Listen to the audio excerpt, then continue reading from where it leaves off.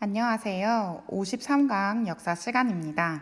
이번 시간에는 송나라에 대해서 학습해보는 시간을 갖도록 하겠습니다. 우선 송나라가 있기 전에 5대 19 그걸 먼저 볼 텐데요. 자, 우리는 그 전에 당나라를 학습했습니다. 당나라가 907년에 무너지게 되죠. 당나라의 멸망 이후에 다시 중국에는 혼란한 시대가 찾아오게 됩니다. 그게 바로 5대 19개의 혼란 시기입니다. 5대 19개의 혼란한 시기 이후에 또 한 번 통일이 이루어지게 되는데요. 그게 바로 송나라입니다. 송나라를 세운 사람은 송나라의 태조 조광윤이라는 사람이었습니다. 이 사람은 960년에 송나라를 건국하고요. 카이펑을 수도로 삼습니다. 태조는 이제 5대 19개 혼란한 시대 이후에 송나라를 세우고 나서 다시는 그런 혼란한 시대가 오지 않기를 바랬습니다. 그래서 황제권을 강화하고 문취주의 정책을 펼치게 되는데요. 당시 송나라의 태조 조광유는 원래 무인 세력이었습니다. 그러니까 5대 19 혼란한 시대에서 무인 세력으로서 권력을 잡고 그 힘을 통해서 왕이 되었기 때문에 무인들이 이 조광윤이 보기에는 또 자신의 자리를 위협할 수 있는 사람들이라고 생각을 했어요. 그래서 무인들을 양성하지 않고 문인들을 양성하는 정책을 펼치게 됩니다. 그게 바로 문취주의 정책입니다. 자, 관리들은 무인과 문인이 있습니다. 이 조광윤이 바로 이러한 세력이었는데, 문인이 아니고, 자, 무인이었는데, 이 무인 세력들, 한마디로 칼을 쥐고 있는 세력들은 다시 또 한 번 칼자루를 쥐게 되면 5대 19개 혼란한 시기가 다시 올 수도 있고, 그리고 이 어렵게 세운 송나라를 무너뜨릴 수도 있죠. 그래서 무인을 양성하지 않고 약화시킨 뒤에 문인을 강화합니다. 이 문인을 강화하는 정책은 송나라에서 가장 커다란 정책 중에 하나였어요. 왜냐하면 문치주의 정책을 썼기 때문에 송나라에서는 무인이 힘이 약해지게 되고 문인이 힘이 강해집니다. 그런데 송나라 태조 조광윤이 생각하지 못한 점이 있어요. 무인의 세력을 약화시킨다는 것 자체가 송나라 전체의 군사력을 약화시키는 문제점이 있었다는 거죠. 절도사, 바로 당나라 말기에 나왔던 바로 이 무인 세력들이었죠. 이 무인 세력들의 군사권을 황제에게 다시 가지고 오게 합니다. 그러면 황제의 군사권은 강력해지겠죠. 하지만 절도사의 권력은 약해지게 되겠어요. 그런데 이것들이 계속해서 진행이 되면서 군대를 지휘하는 지휘관까지 문관으로 임명됩니다. 문관들은 유학 공부를 열심히 해서 관리로 등용된 사람들이었어요. 전쟁이라던가 이런 거에는 잘 알지 못하는 사람들이었죠. 그런데 그 사람들이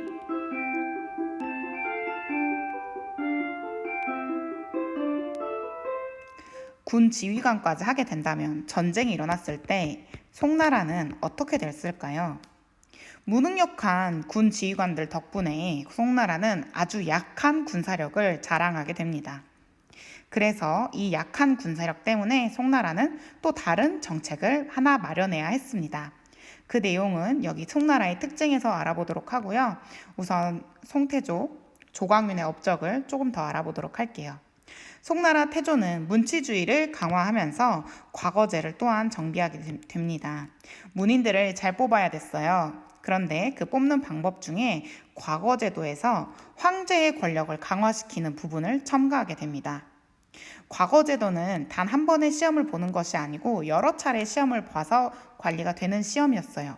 그 여러 차례의 시험 중에 가장 마지막의 시험에서 황제가 등수를 매겨주게 됩니다. 그러니까 시험 성적이 중요한 게 아니고 어쨌든 과거제를 통해서 뽑히게 됐다면 가장 마지막 시험에서는 누구도 떨어지지는 않아요. 그 시험에서 떨어지진 않지만 그 등수를 황제가 정하는 거죠. 예를 들어 100명 중에 10명을 과거 시험을 통해서 뽑았습니다. 그러면 마지막 시험에서 이 사람 10명을 가지고 황제가 1등부터 10등까지의 등수를 마음대로 정하는 거예요. 그러면 황제의 권력이 강력해질 수밖에 없겠죠. 내가 10등 꼴찌로 합격을 했더라도 황제의 눈에만 잘 띈다면 마지막 시험에서 1등이 될 수 있습니다. 이렇게 1등이 된 사람들은 나를 뽑아준 사람이 바로 황제라는 생각을 가지게 되고 황제에 대한 충성도가 올라갈 수밖에 없게 되는 거죠. 이렇게 과거를 통해서 뽑힌 문인들은 이제 자신들만의 세력을 형성하게 되고 그 사람들이 바로 사대부가 됩니다. 이 사대부들은 송나라의 중심 지배층이 되는데요. 사대부 중심의 문화를 형성할 정도로 송나라에서 문치주의 그리고 사대부의 역할은 정말 중요한 내용이었습니다. 자, 그러면 송나라의 특징에 대해서 자세히 알아보도록 할게요. 송나라는 아까 말했다시피 문치주의를 강조합니다. 그래서 그에 따라 군사력이 약해졌죠. 그런데 이 약해진 송나라를 주변 국가가 가만히 두지를 않습니다. 요, 금, 서와 같은 북방 유목 민족들이 송나라를 침입해 오게 되죠. 그런데 송나라는 이 침입을 막아낼 군사력이 약합니다. 군사력이 없어요. 그렇기 때문에 송나라는 다른 방법으로 이들을 막아내요. 바로 많은 비용, 돈을 사용하는 겁니다. 송나라는 경제력이 우수하게 발전한 국가 중에 하나인데요. 아래에서 보이는 것처럼 송나라는 농업 생산력이 크게 증가해서 가지고 있는 재산이 많았습니다. 농업 생산력의 증가로 잉여 생산물이 많았기 때문에 그것을 내다 파는 도시가 또한 발달하죠. 이 도시에서도 시장이 발달하게 되는 거예요. 뿐만 아니라 송나라의 국제적인 무역까지 활발하게 됩니다. 송나라의 항저우, 광저우와 같은 도시들은 국제 무역항으로서 세계에 이름을 떨치는 영향력을 보여주게 됩니다. 자, 그러니까 한마디로 송나라는 군사력은 약하지만 돈은 많이 있습니다. 그래서 이 군사력을 돈으로 사는 거예요. 요나라, 금나라, 서하가 쳐들어왔을 때 우리가 너희에게 은과 비단을 매년 얼마만큼의 양을 줄게. 대신에 우리나라를 쳐들어오지 마. 라는 약속을 하는 거예요. 전쟁을 하는 이유가 당시에 무엇이었을까요? 송나라에서 막대한 경제력을 빼앗아 오고 그들이 가지고 있는 걸 빼앗기 위해 전쟁을 하고 그들의 영토를 가지기 위해서 전쟁을 했는데 은과 비단을 준다고 합니다. 전쟁을 할 이유가 이들에게는 없어진 거예요. 많은 비용을 송나라는 지불했지만 결국 다른 나라들이 이 은과 비단을 받고 송나라를 공격하지 않게 됩니다. 그래서 송나라는 군사력은 약했지만 이 국방력을 돈으로 사는 결과를 낳게 된 거죠. 이것이 바로 송나라의 특징입니다. 또한 이러한 송나라에서 개혁을 하고자 했던 사람이 한 명 있었어요. 그 사람이 왕안석이라는 사람이었습니다. 왕안석은 개혁을 한 이유가 있었습니다. 이렇게 은과 비단을 많이 다른 나라에 보내고 또한 막대한 관료제를 유지하는데 재정적인 어려움이 송나라가 많아졌습니다. 돈이 많았기 때문에 처음에는 이렇게 은과 비단을 주는 것이 부담스럽지 않았을 거예요. 하지만 시간이 지나면 지날수록 이러한 경제적 부담은 커지게 되겠죠. 그래서 송나라에는 결국 경제적인 어려움을 맞닥뜨리게 됩니다. 그때 그 문제를 해결하겠다고 나타난 사람이 바로 왕안석입니다. 왕안석은 농민과 상인의 생활을 안정시키고 국가 재정을 넉넉히 하고 그리고 이렇게 국방력을 돈으로 사는 행위를 하지 말자라고 하면서 국방력을 강화시키고자 하는 주장을 하게 됩니다. 하지만 원래 기득권 세력들, 힘을 가지고 있던 보수 세력은 이러한 개혁이 마음에 들지 않았어요.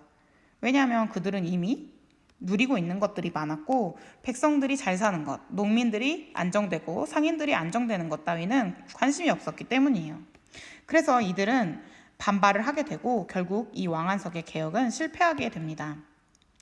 왕안석의 개혁이 성공을 했다면 군사력이 올라갔을 거고 막대한 이러한 돈을 통해서 군사력을 보충하는 방법은 통하지 않았을 거예요. 송나라의 군사력이 강해졌을 테니까요.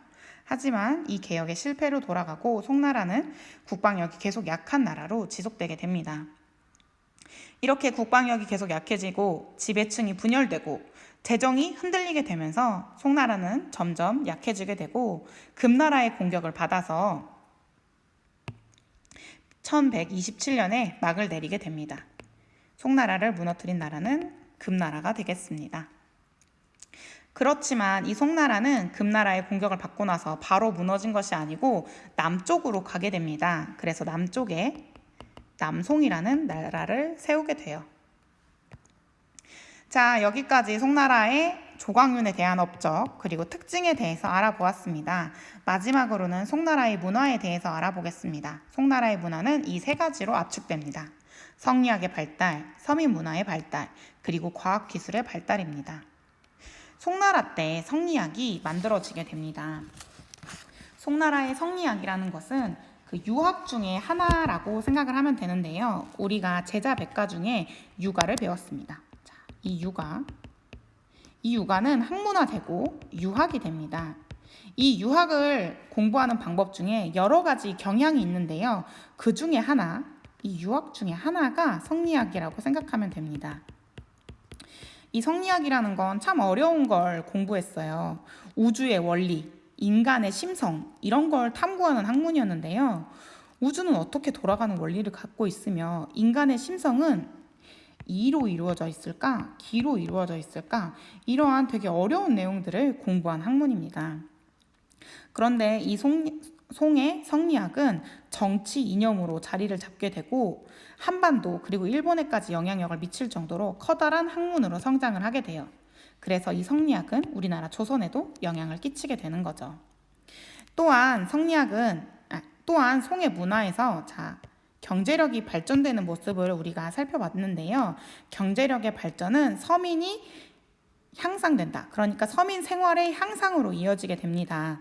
서민들이 잘 먹고 잘 살게 변했다라고 기억을 하면 좋겠어요.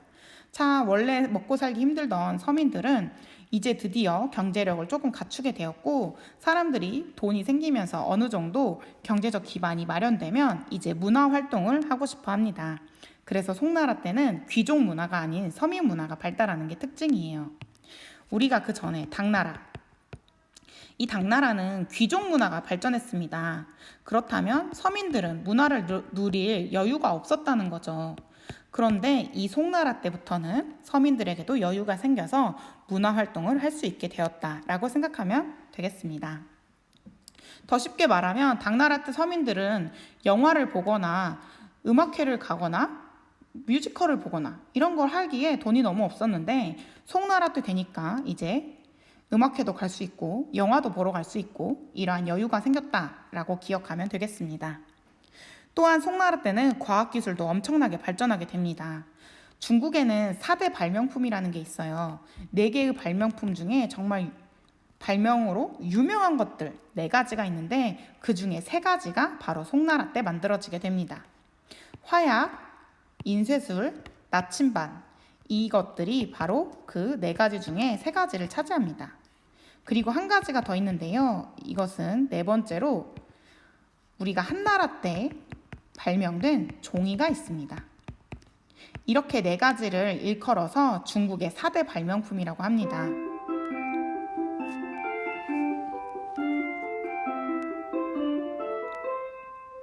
이 4대 발명품 중에 3가지가 송나라 때 만들어진 것을 볼 때 송나라의 과학기술이 얼마나 발전되었는지 알 수 있겠습니다. 그리고 또한 송나라 때는 선박 제조 기술도 발전을 하게 되는데요.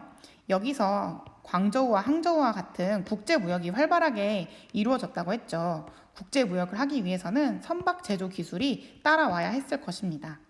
그래서 이러한 과학기술도 발전되었다라는 것까지가 송나라의 이야기가 되겠습니다. 자, 오늘 송나라의 전반적인 이야기는 여기까지 마치도록 하겠습니다. 그럼